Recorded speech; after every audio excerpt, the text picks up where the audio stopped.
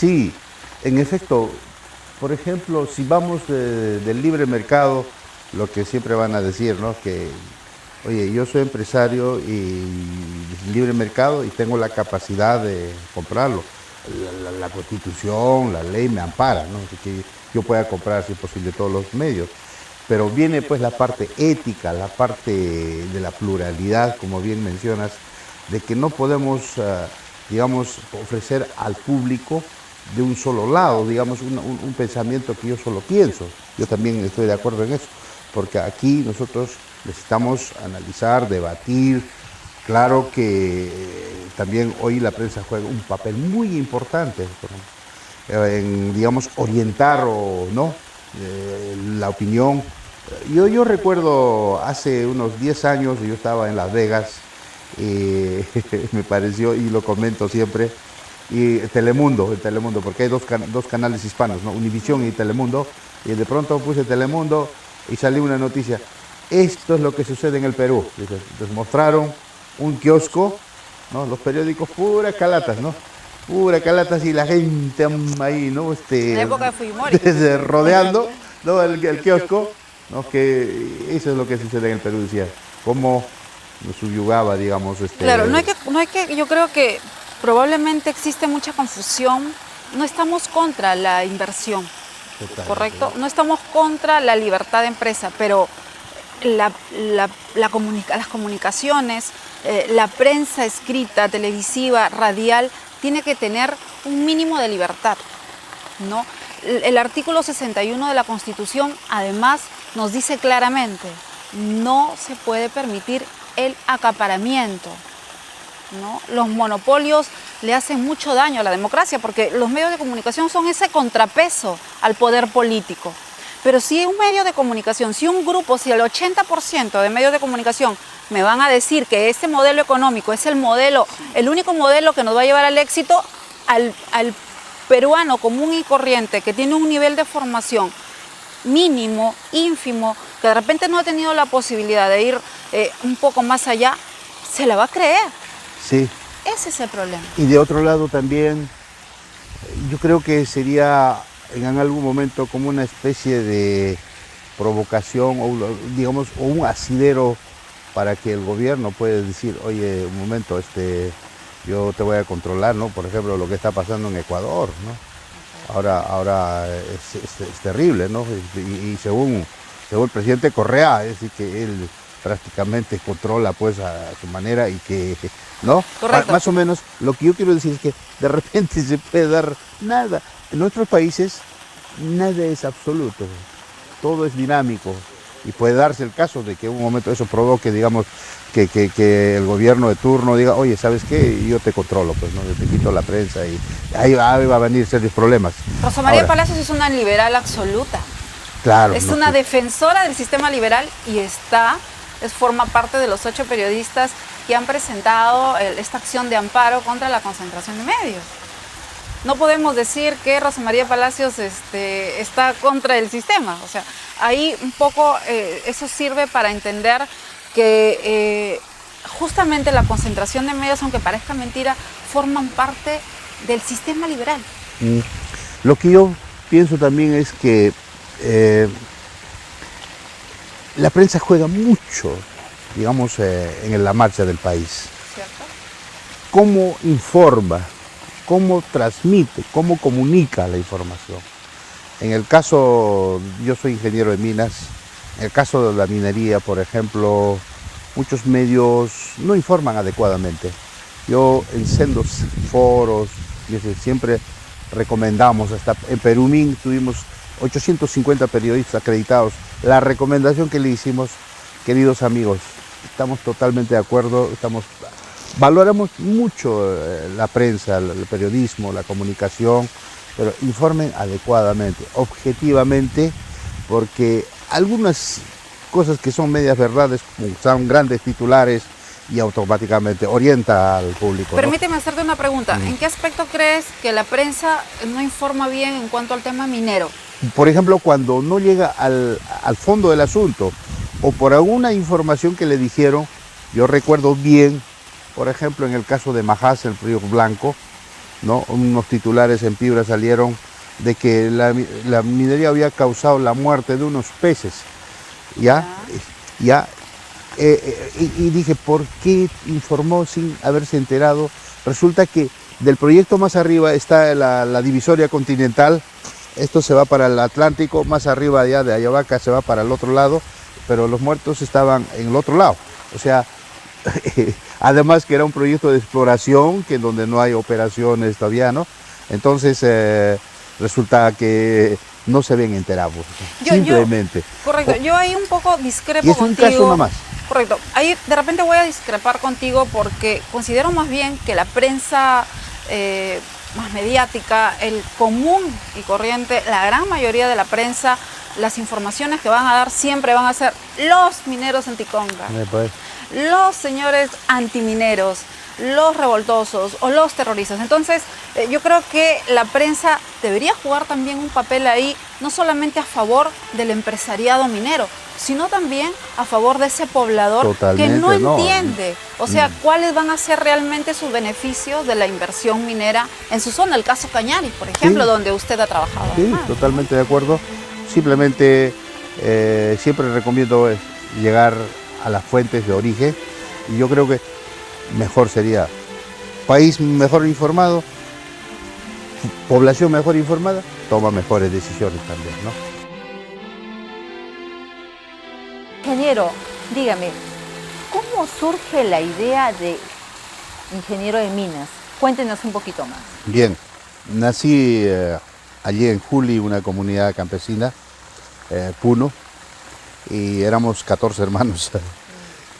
Por esas circunstancias de la vida, yo me fui a Tacna de niño para terminar mi primaria y retorné para la secundaria a mi tierra natal. En el colegio Telésforo Catacora de mi pueblo natal destaqué bastante en química. Hicimos una feria de ciencias con los módulos húngaros que lo voy a recordar siempre y me gustó mucho la química.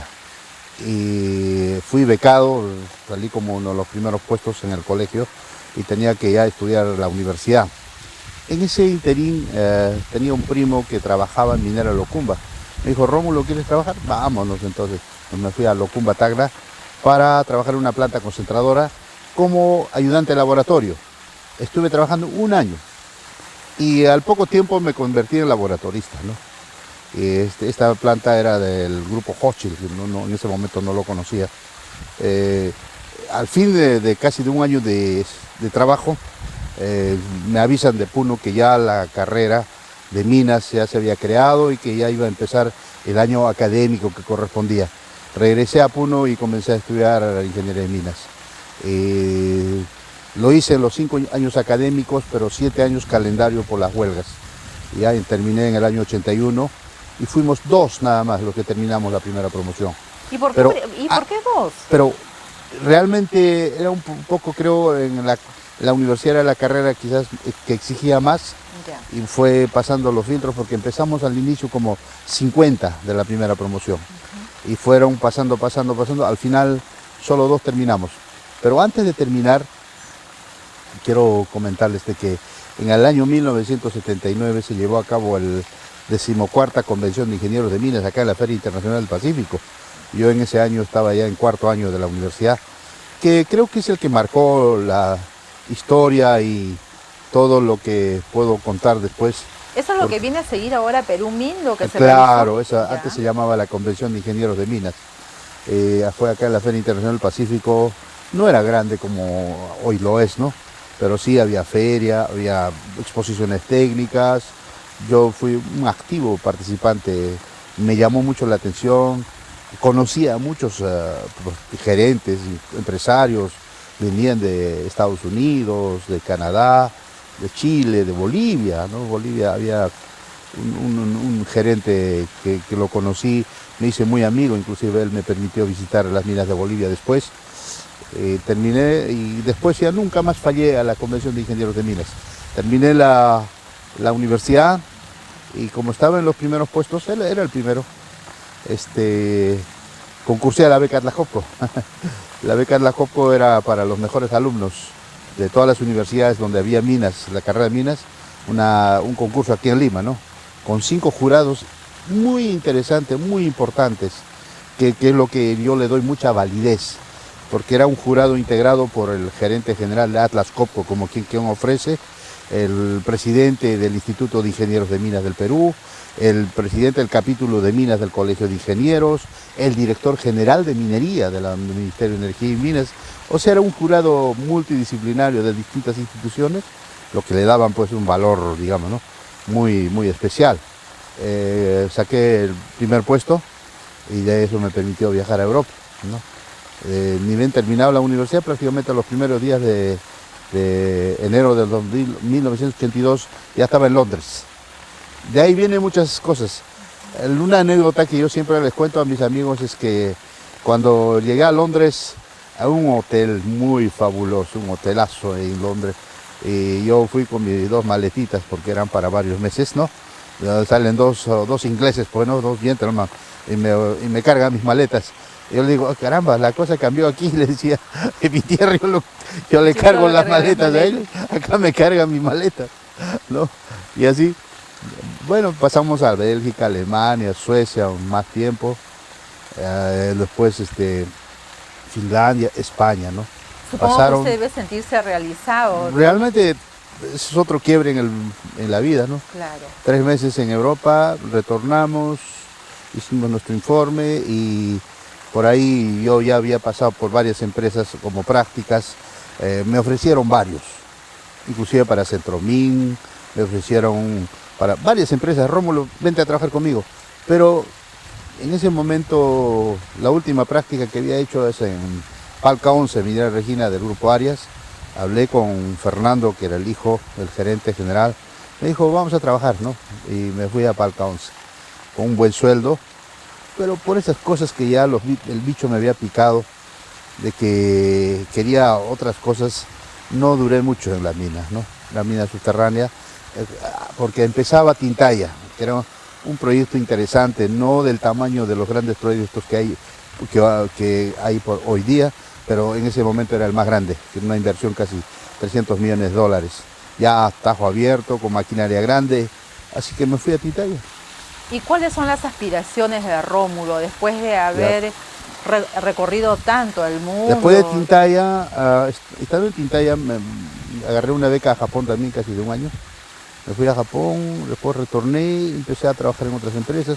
Llegué a Cemento Pacasmayo, una de las que tengo que recordar, porque estuve más de casi 13 años trabajando en Cemento Pacasmayo, ya en cementos, ¿no? Trabajamos en la selva, exploramos bastante por el territorio. Yo lo que tengo que agradecer es eso, ¿no? Que me permitió conocer casi todo el país. Después de Pacasmayo me hicieron superintendente de una mina de oro de Cajamarca y fue hasta ahí donde ya para la parte privada. Retiré, dije voy a formar mi propia empresa. Así fue, me retiré, formé mi propia empresa y a la vez me permitió eso incursionar en la política. Ya me presenté al Congreso de la República por el Grupo Perú Posible y salí elegido. Al Congreso sin experiencia política, solo la experiencia de haber vivido, de haber aprendido lo que me dio la vida, ¿no? La experiencia en ingeniería, mi profesión. Entonces me tocó ser también presidente de la Comisión de Energía y Minas. Y pasa el caso de Fujimori, que huye en noviembre del 2000. Entonces hubo toda una nueva elección. Nosotros mismos en el Congreso dijimos que tenía que haber una nueva elección porque había más de 20 tránsfugas, Digamos, no puede funcionar un congresista. Momentos muy difíciles, ¿verdad? Un momento muy difícil para el país mismo, ¿no? Una crisis. Claro. Y después vino pues ya la transición, la época de la transición y ya nuevamente a las elecciones, donde ya Alejandro Toledo ganó las elecciones nuevamente, ¿no? Y en ese periodo tuve la suerte también de que me destinaron al IGEMET, al Instituto Geológico Minero Metalúrgico, durante casi 4 años, y a la última etapa del gobierno de Alejandro Toledo como viceministro de Minas.